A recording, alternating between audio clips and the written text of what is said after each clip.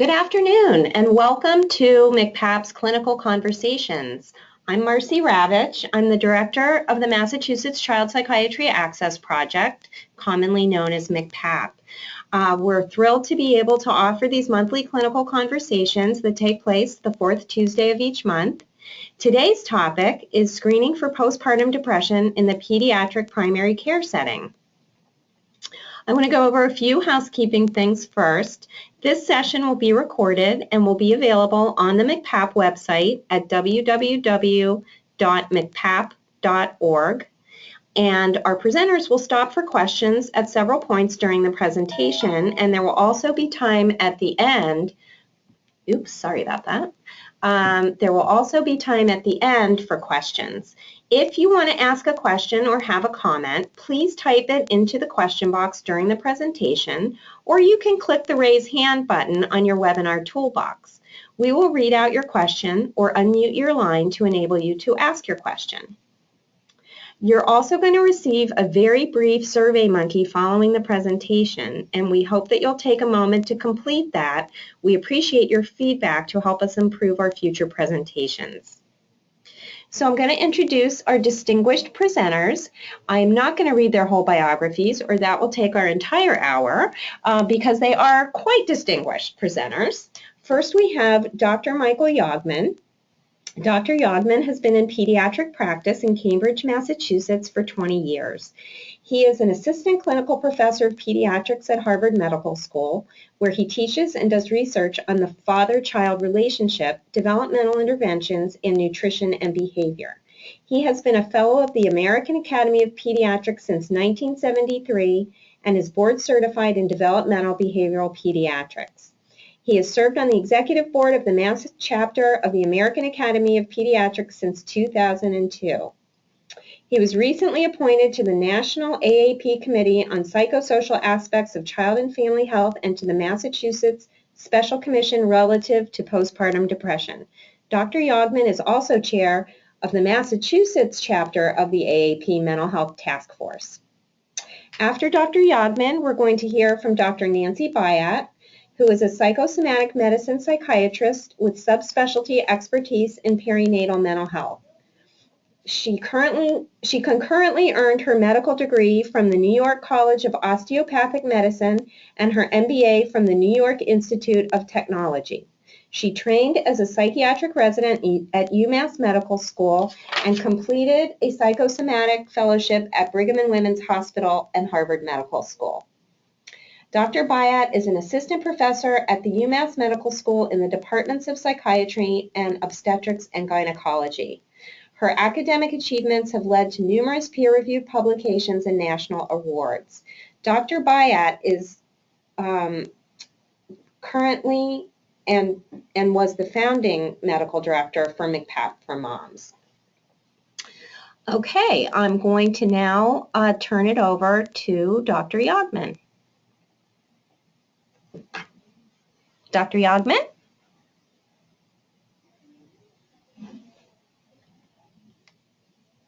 Hello?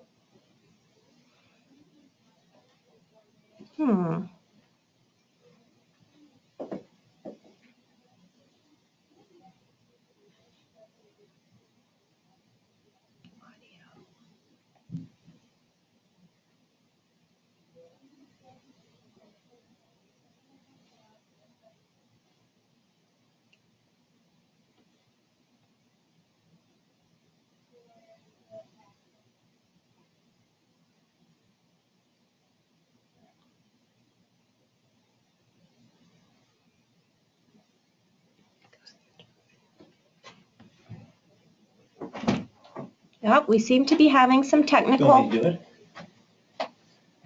difficulties. Hang on just a moment.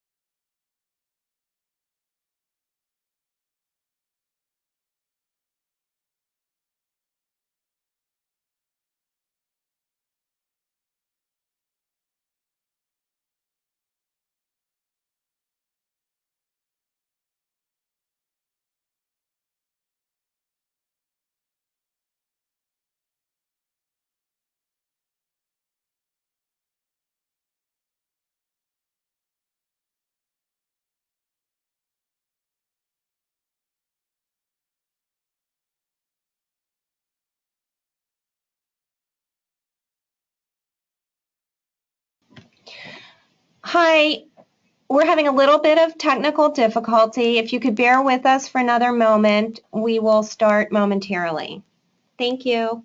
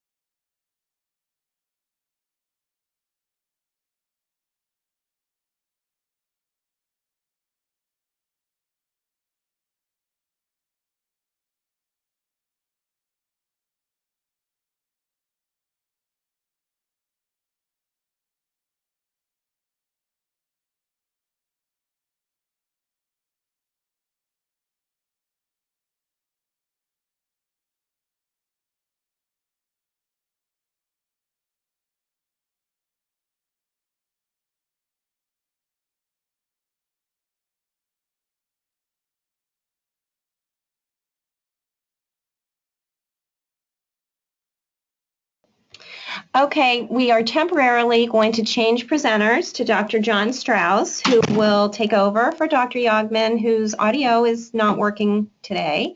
Unfortunately, I apologize for the technical difficulties.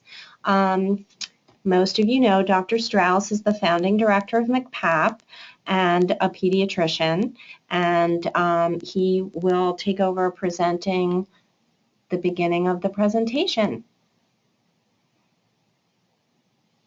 John?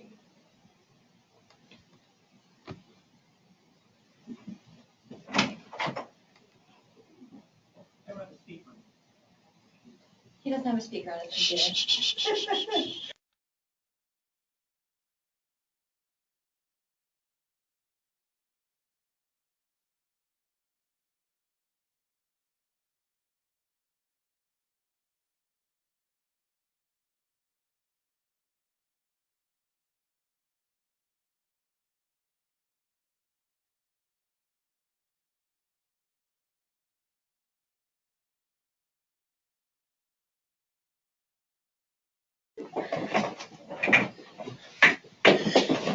Hi, everybody. This is John Straus, and I'm sorry for all the confusion we've had, but let me go through the slides. And we're sorry that you won't be hearing from Michael, but particularly because he's been doing it for a number of at least over a year, and has found screening for postpartum depression very worthwhile. So. Oops. Just quickly, our objectives is for you guys to learn the importance and prevalence of perinatal depression. We want you to know the role of a pediatric one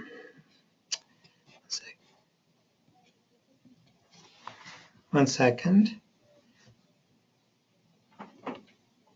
Know the role of pediatric and obstetric PCPs in detection, referral, and treatment. Learn how MCPAP for moms can help you, and learn about issues around advice when a mom is lactating. First of all, just a little bit of background. 1 in 7 women do suffer from perinatal depression, and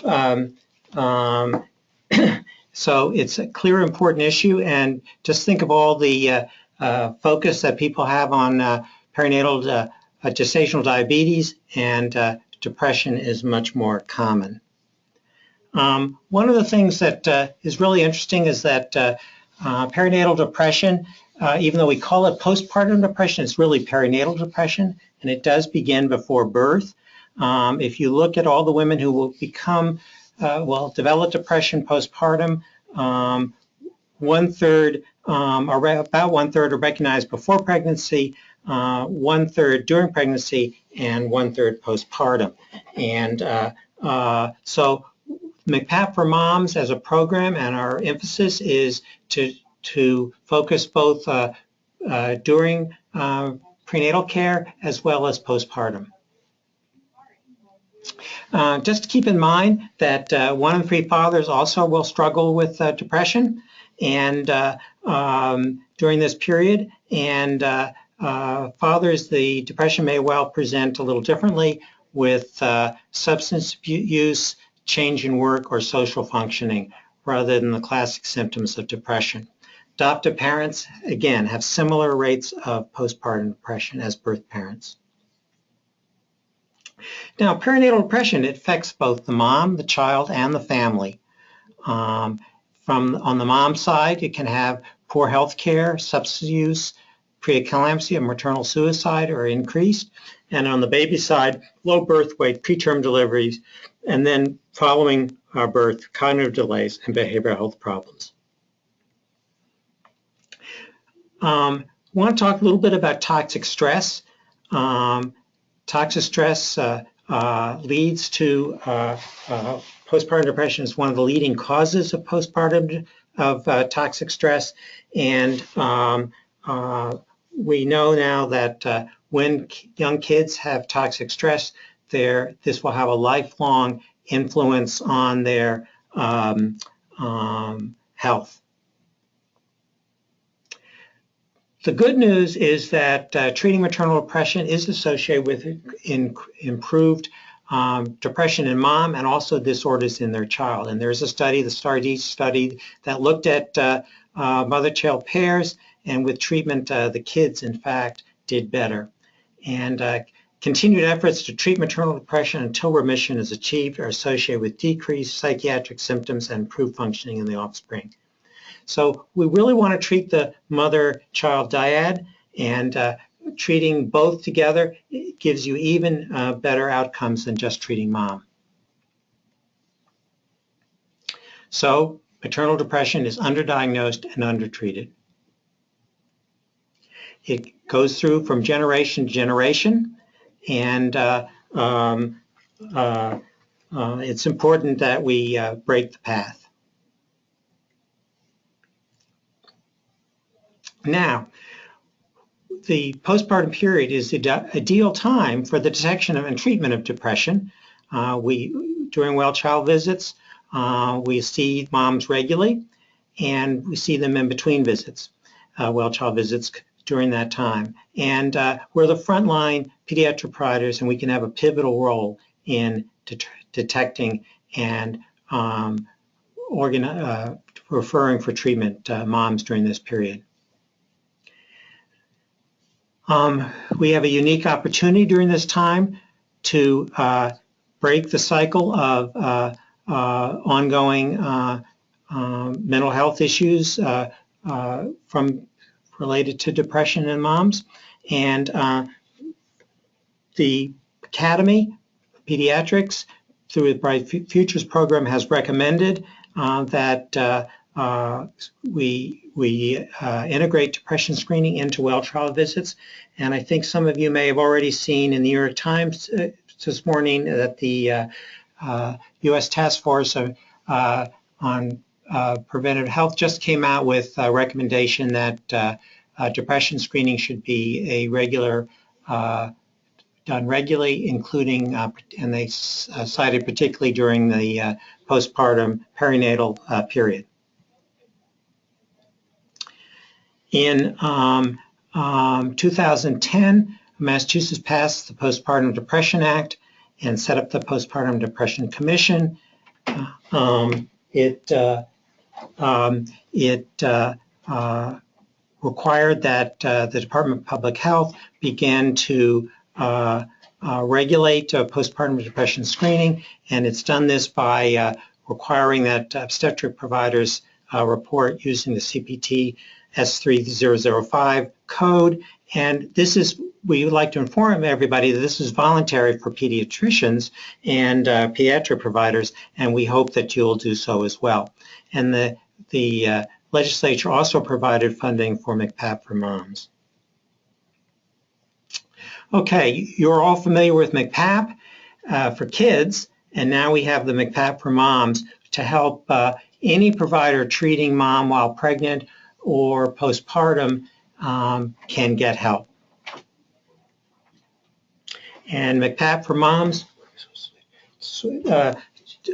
provides both education. We provide a 1-800 number, which just like you would call regular MCPAP, and we provide for care coordination. So we're going to switch now to Dr. Byatt. Any questions?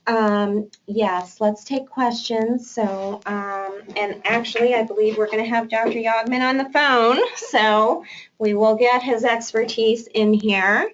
Let me just check and see if we have questions at this point. Let's see.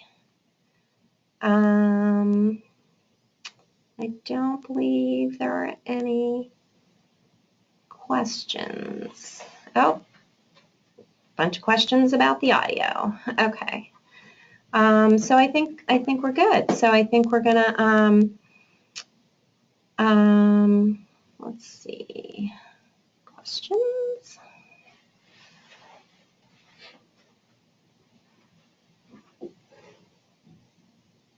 I don't see any questions yet. Okay, so we are going to switch and let Dr. Byatt continue the presentation, and we will be able to take questions afterward.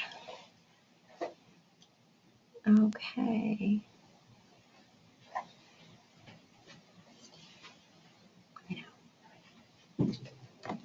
Okay, Dr. Byatt. Okay, can everybody hear? Yeah. Okay, great, good. So, so what we do at MCPAP for Moms is there's really 3 core components to our program. The first component is education, and what we do there is we go around to as many practices as we can, both obstetric practices and also pediatric practices, and really try to educate providers working with pregnant or postpartum women, in the case of pediatricians mainly. And we really provide education on how to screen women and what to do if a woman screens positive for depression or other mental health concerns. The second thing that we do is we have, very similar to regular MCPAP, we have a consultation number. Ours is a little different than regular MCPAP in that ours is 1 number statewide. It's centralized. So anyone from anywhere throughout the state can call us at 855-MOM-MCPAP. And if a provider screening a patient and they have a question, they can call, and we'll basically answer any questions that they could have. In pediatric settings, this could be related to a pregnant mom, a teen mom, or they could be calling about a postpartum mom that sometimes a pediatrician's caring for a 20-year-old who's postpartum and they may be prescribing the medications.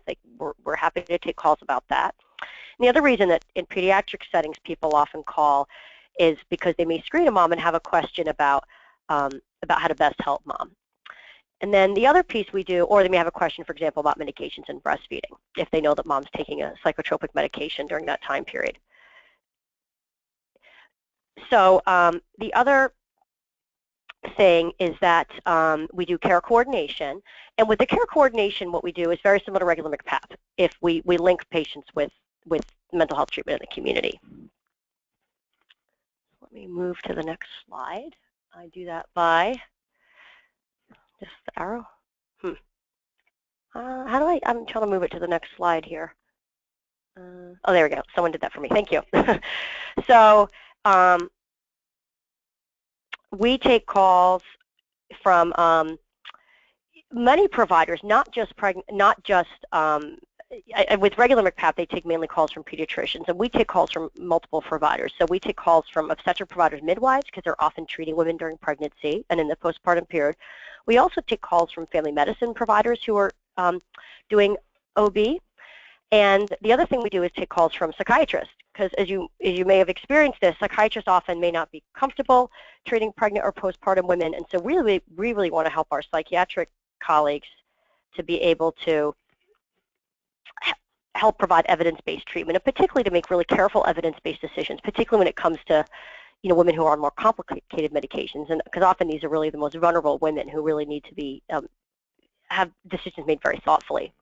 And then also primary care providers. So we take calls from primary care providers who may be working with pregnant or postpartum women. And that's important because as in pediatric settings, often pediatric providers typically are not, unless the patient happens to be a teen pregnancy, often during well-child visits, they're not the provider for the patient. And so the goal really in pediatric settings is that we're helping build the capacity of the providers that pediatricians can refer the mom back to. And in this case, it's mainly going to be obstetricians, primary care physicians, in some cases psychiatrists, and then also family medicine providers.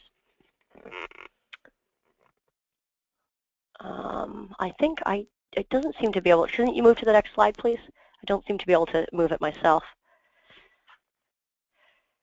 So, and we have a toolkit we've developed specifically for pediatric providers, and that can be downloaded on the MCPAP website.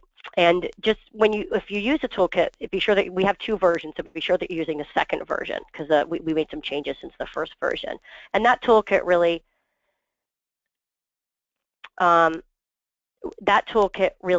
is made to be to really provide an overview of what needs to be done to screen in pediatric settings. Next slide, please.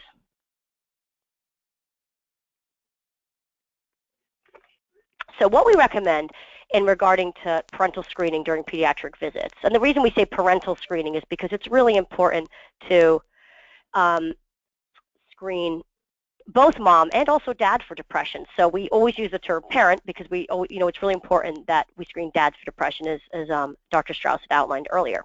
And what we recommend is screening within the first month after delivery. We also recommend screening around the 2-month well-child visit, the 4-month well-child visit, and the 6-month well-child visit. And we recently are very excited that we were able to get the EPDs as part of the SWIC. And so if you use the Massachusetts SWIC, it actually includes the EPDs in it. And so that's one way that you can actually get reimbursed for screening because it's now a part of the SWIC. That got changed in the past year. And that SWIC can be downloaded on the MCPAP website.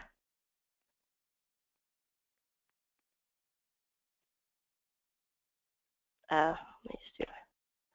Yep, it doesn't seem to, hold on, I'm trying to move to the next slide. Oh, now I can move to the next slide. So the EPDs is the screening tool that we recommend using. It is a validated screening tool. It's actually also validated in pregnancy. So the term postnatal is a little bit of a misnomer, but it is validated in pregnancy too. And it's quite sensitive and specific.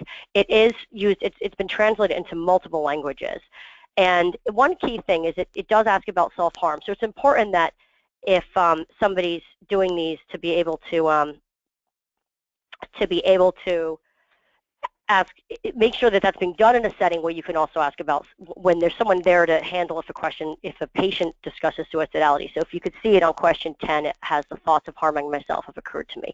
So you just want to make sure that it's done in a setting where there is someone to be able to talk to a mom in case, or a dad, in case they do mention self-harm. And the instructions of how to use this are available in our toolkit.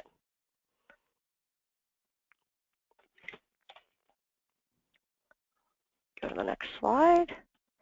It's not working. Oh, there we go. Okay. So I'm going to describe a case of somebody who is screened for depression, kind of give an example of how this would work. So, if somebody is getting screened for depression in a pediatric setting, the pediatrician identifies depression. What we recommend is that one thing that could happen is they might say, well, that the patient screens positive, and they may recommend, one, that they refer the patient back to their PCP or OBGYN and encourage the patient to call them. And they can also call us if they have questions. And we found that we have several, and I know Dr. Yodson's had this experience. She's been screening in pediatric settings for several years, and we've been really sort of very pleasantly, very excited to learn that this has really gone pretty smoothly for most providers that have been doing this. And perhaps at the end, Dr. Yogman and Dr. Straus can answer some questions about how that's been going in that setting. But I can tell you that when we've taken these calls, the providers really feel that it's very helpful, because one thing that we constantly hear from providers is that they find that when they screen patients for depression, it really helps them to learn that they would never have known the patient was depressed without asking them. Often providers sort of feel that if that when they're talking with a mom, that they can tell by the way that they talk to them or by saying, how are you feeling? And as providers do this, they learn that people score positive on these questionnaires that they never would have expected, and they really just can't tell without doing the validated screen. So in our experience, when most providers are doing this, they really feel that they're really making a big impact. And as Dr. Straus had outlined earlier, it's well established that depression and other mental health concerns can impact, the baby's health and child outcomes later on. So the idea is that by screening in this setting, we're really able to have an impact on both the mom's mental health, but then that has that transgenerational impact. And as pediatric providers who are monitoring the baby's health and the child's health, that this can really potentially, hopefully, prevent some mental health issues among the child later on, and really optimize the child's outcomes. So I'm just going to stop there. Does anybody have any questions at this point?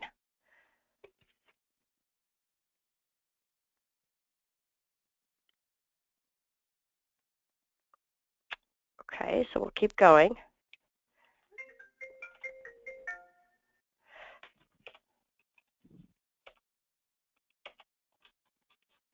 It's not letting me go forward. There we go. Oh, it just went back too much. Okay, here we go. So the score of the EPDs. So the general score ranges from 0 to 30. Depression is often, if it's less than 10, depression's typically unlikely. So if someone scores less than 10, it's unlikely they're going to, if you go into a diagnostic interview depression, it's unlikely they're going to meet criteria for depression. If you have a score between 10 and 12, that person may have either minor depression, or they may have, for example, adjustment disorder with depressed mood, and they may also sometimes meet criteria for major depression. Once you get to a score of 13 or above, these women are often going to meet criteria for major depression. And so that's kind of a general guideline that, if someone's between 10 and 12, often, starting therapy first may be a reasonable option. Once you get to 13 or above, these women tend to meet criteria for major depression, and at that point, it's time that often medications, are sometimes to be more strongly considered.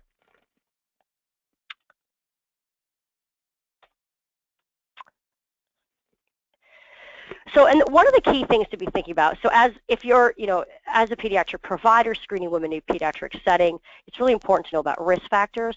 And the really important thing to know, the duration and number of depressive episodes is the absolute #1 risk factor for relapse during pregnancy or in the postpartum period as well. And in general, the more episodes of depression somebody has and the longer that they are, the higher risk they're going to be of depression. So if you have a mother that has had, a struggle with depression, then that's someone who you really want to be screening and really making sure that everything's being done so she can get the help that she needs during pregnancy and the postpartum period. And other risk factors for depression also include having a personal history of postpartum depression. So any woman that's had postpartum depression in the past is going to be at high risk, and also a family history of postpartum depression or of depression in general as well. And then the other thing that can be asked about is a history of mood changes related to hormonal changes. So, for example, people have premenstrual dysphoric disorder, or people who have mood-related changes when they're taking hormonal contraception, or premenstrual syndrome. So those women who have these experiences often are at higher risk because they're sensitive to hormonal changes and often may get psychiatric symptoms along times of hormonal changes. Those are also people to be looking out for as far as being at higher risk of depression. So one thing that we often get asked is, baby blues versus depression. And you probably see a lot of women who have baby blues, and this is really very common. Baby blues occurs in up to 80% of women who are diagnosed, who after delivering a baby. And by definition, baby blues occur, it lasts for less than 2 weeks. And baby blues is generally self-limited, and it's relatively benign, and it goes away after a couple of weeks on its own without any treatment. And this is really something where, for example, if a woman came in and said, I'm experiencing some mood changes, I'm feeling quite emotional, I'm, crying more easily. That is often consistent with baby blues, and she tells you it's been happening for less than a couple of weeks. That's probably baby blues. Versus somebody who comes in and says, it's been more than a couple of weeks. I feel really bad about myself. I'm feeling guilty about things. I feel like I'm not a good mother. I've had thoughts that maybe life isn't worth living. And they tell you that it's hard for them to function, such that maybe it's hard to get out of bed, or it's hard for them to, they may be taking care of the baby, but it's an effort to do so. I mean, a lot of times these women are functioning, and it's less about whether they're functioning or not, but it's more about whether it's a struggle for them to function. Sometimes women get so depressed they can't function, but other times they're still functioning. It's just a real struggle, and it's more of a struggle than it used to be. So the real key difference is it lasts longer than 2 weeks. It affects the way they think about themselves. A previously confident woman may feel very guilty, may not feel good about herself. And they may have trouble functioning, and their appetite, their sleep may be affected. And the other thing to think about is bipolar disorder. And this is something where the reason we mention this is we don't anticipate that this is something that you would be managing. It's really just to know that this is, just to have a little bit of information to kind of know, because this is when we get women who have bipolar disorder the most vulnerable, and these are the women that are at the most risk of having a tragic outcome. So in general, of the women who get postpartum psychosis, over 70% of them have bipolar disorder. And when postpartum psychosis occurs, it's typically within 24 hours to 3 weeks postpartum. So it's often going to be around that time when they're being seen very frequently in the pediatric office. So the pediatric setting can really be a setting to be able to catch these women and refer them for treatment. And postpartum psychosis is not common. It's 1 to 2 in 1,000 women. So out of all the, if you see, if your whole practice sees 500 patients a year, you're only going to see this, once every couple of years. So it's really not common. But however, when it does happen, it's really important to be getting women the help that they need. And often when it happens, it may occur, people may have mood symptoms, they may experience psychotic symptoms or disorientation. And sometimes they can also appear a little bit confused. And really, if this occurs, it is absolutely a psychiatric emergency. When women have postpartum psychosis, there's a 4% risk of infanticide associated with it. So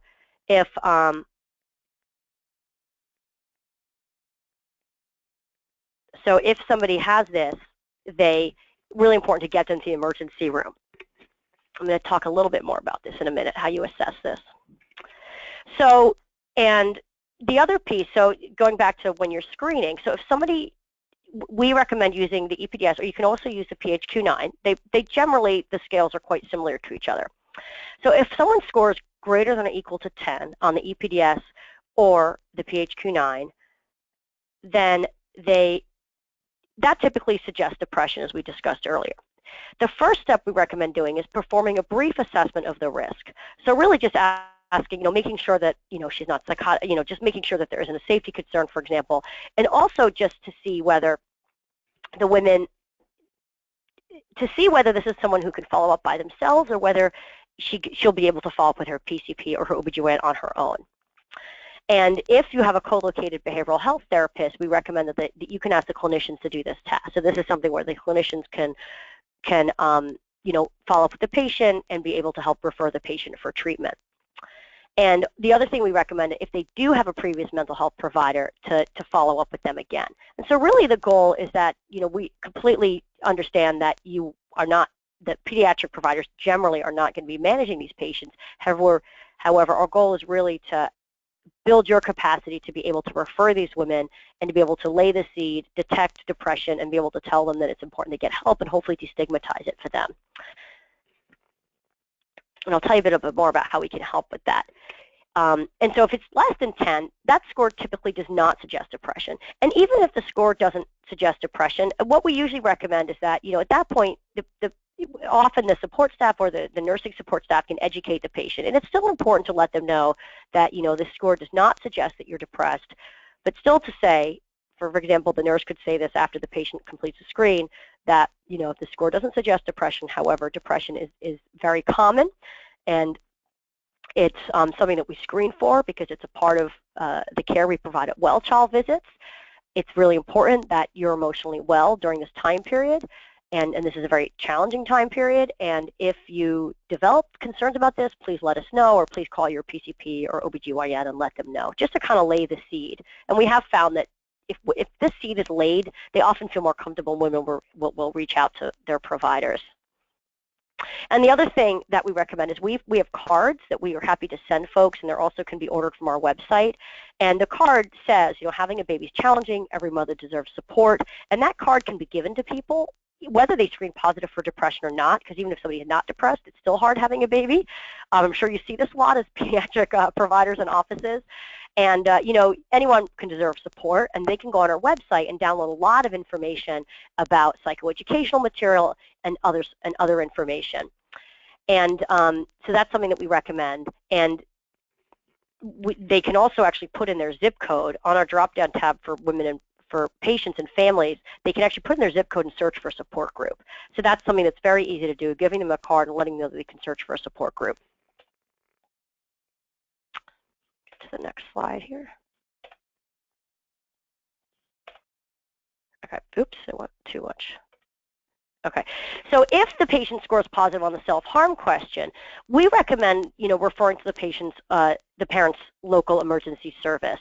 And for Mass Health members, as you probably know, you can contact the ESP program. And, if that's possible, as best as possible, you do want to have someone in the room with the mom and the baby if that should occur. And also along this time, if you have questions, you can always call us. MCPAP for Moms is available, and our perinatal psychiatrists will be happy to speak with somebody about, how to manage this and such things. So there's a couple of sort of different instances. So if a patient's score is, greater than 10, but it's less than 13, this may be someone who they can sort of manage this on their own. Because we have two types of care coordination, as does regular MCPAP. We can either outreach, if a pediatric provider calls us, we can give resources to give to the patient. We can provide those for you, or we can also give we can give resources to somebody we can actually call the mom and follow up with her. So if it's less than 10 but greater than 13, then what we recommend is really giving mom resources, sort of bolstering her up to be able to get the help herself. So asking her to call her PCP or OBGYN and such. And also, if you want a list of providers, you can call MCPAP for Moms, and our care coordinator will be able to give you resources to actually give to mom. And we recommend that when the score is between 10 and 12. So, and if the score is 13 or above, you're concerned about their safety, give us a call. We can do consultation, care coordination, and in cases where you're concerned and really feel that the mom needs outreach immediately, we can call the patient and follow up with them when needed and provide care coordination to the patient. We also recommend engaging natural supports, letting mom know, and obviously seeking permission to do that. And we also think this is a great opportunity to screen for domestic violence whenever possible. So documentation, we often get asked about documentation, and the main thing here is that you want to document the plan based on the screening results. So it's just like how pediatric providers often will be, I'm sure you're all documenting, whether mom smokes, whether there's rugs in the home, all sorts of things. And we really think of it just in that same way, that this is an environmental factor that impacts the baby's health, so sort of gets documented in the medical record in a very similar way. And then by mitigating that environmental factor that could contribute to the negative outcomes for the child, that's why it's being addressed. This is our website I was referring to. The Mothers and Families tab is where patients can go and search for support groups, and we also have a lot of psychoeducational material on there. And our provider toolkit is available there as well for pediatricians or pediatric providers.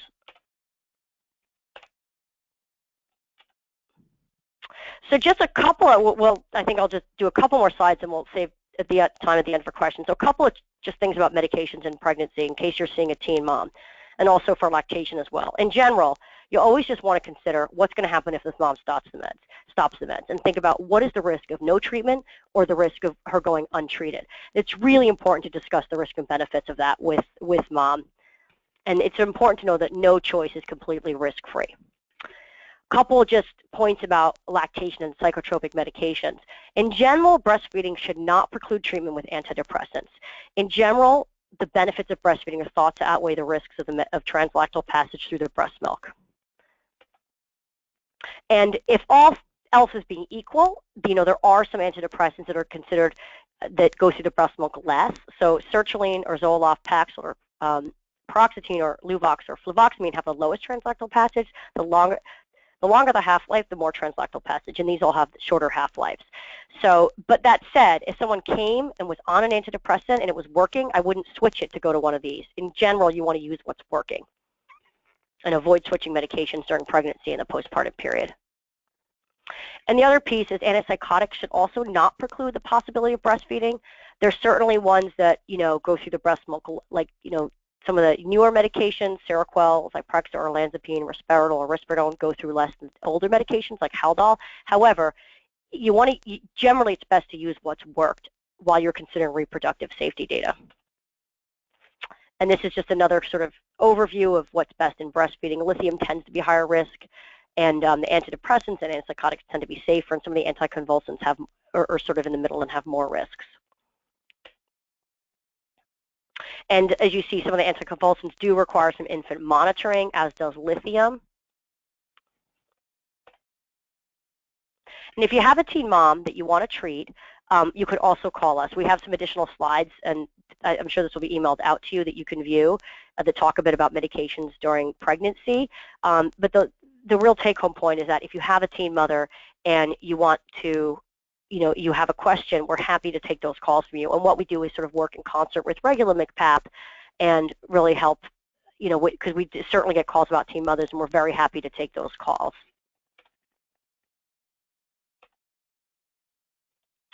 So I can give this case example if we have time, but I think what I'll do is stop and ask questions, and then I can, if we have time, I can also provide this case example. But I think I'll stop now and see if people have any questions.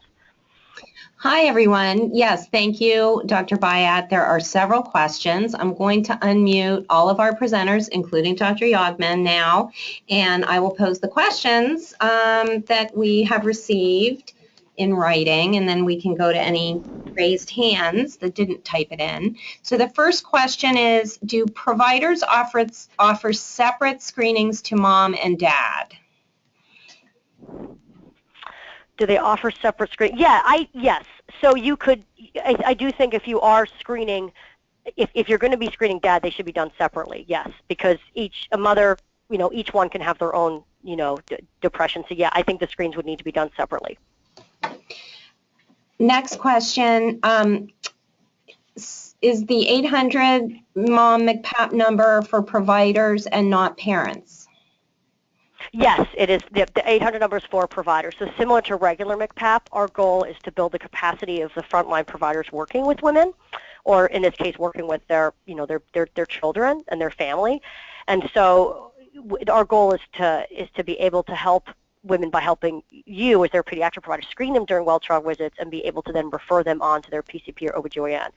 And it's important to note that, we also can take calls from their PCP or OBGYN. So if you screen the mom, you can actually let mom know, that we have absolutely had a lot of providers call us because they say, my patient told me I had to call you. And so it really does work if we can empower moms or dads to call their, to let their provider know to call us. They really do it a lot of times. It's quite, we were really pleased to see that. Great. Next question.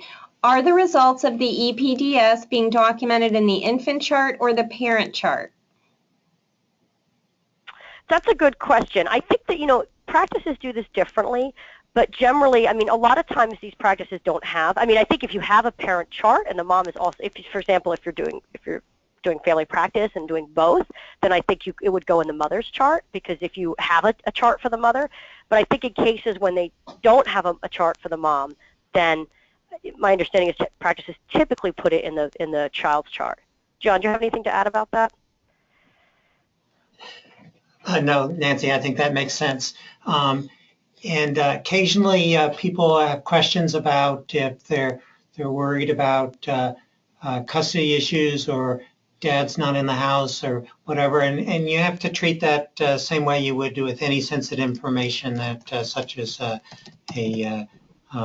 you may want to put that in a more protected area of the chart if there are issues around custody.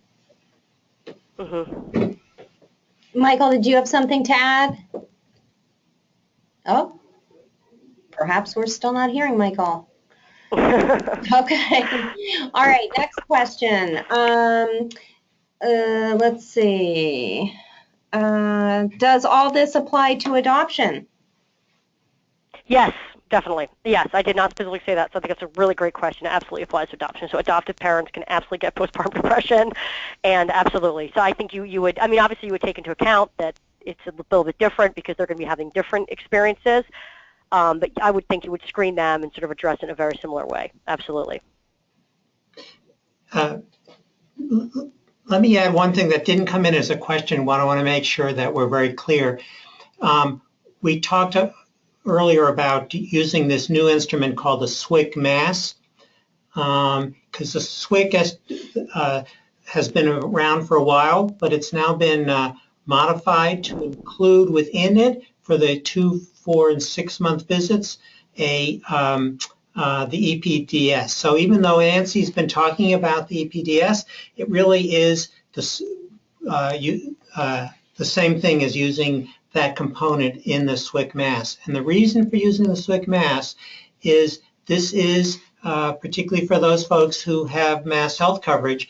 The Swig Mass will be covered, as is a Swig, by Mass Health. So you can bill using your usual code 961104 for developmental behavioral health screen with the Swig Mass. So you will get paid doing that, using that method.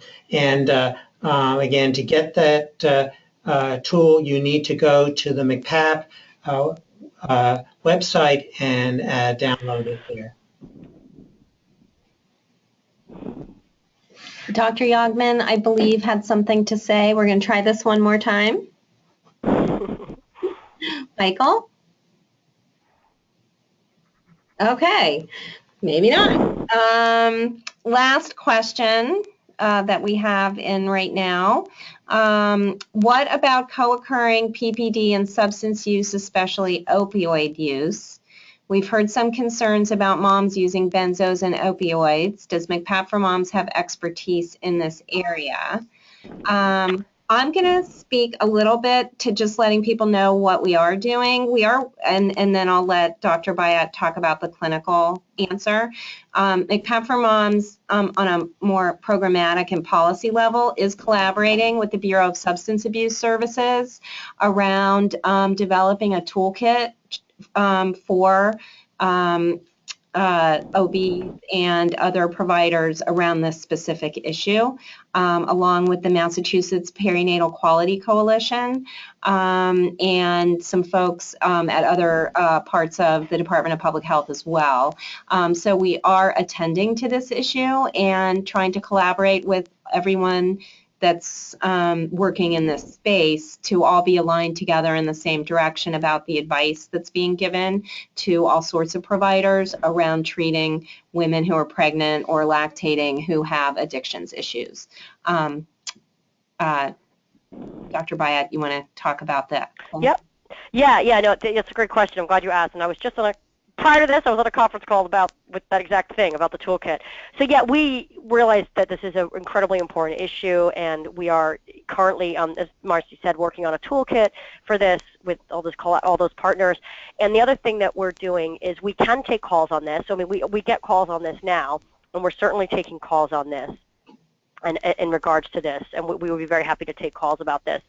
And the other, I think you had asked, the part of the question was the question about benzos and opioids.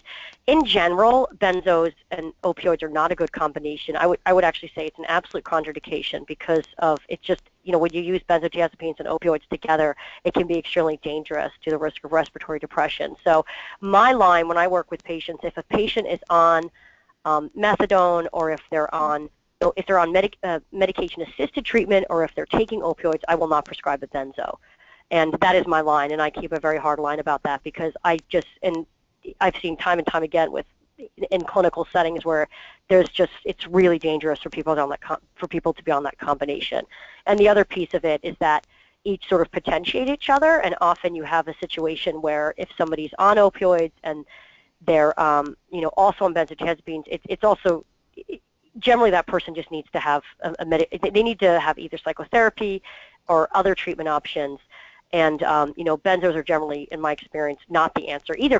But both clinically, because I don't actually think in the long term it's helpful for patients, and also it's just dangerous from a medical standpoint.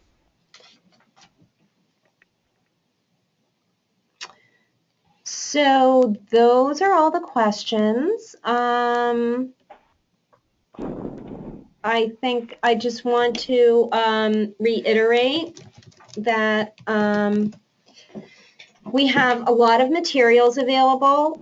You can check out the website at www.mcpapformoms.org, and you can find all the toolkits there. You can find resources under the For Mothers and Families tab, including a searchable database of support groups and other community resources.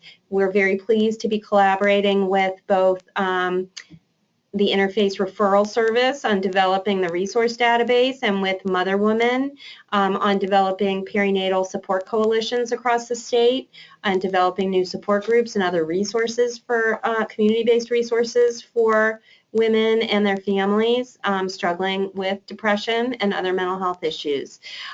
We have the cards that Nancy mentioned that you can order to give out to patients to direct them to the website.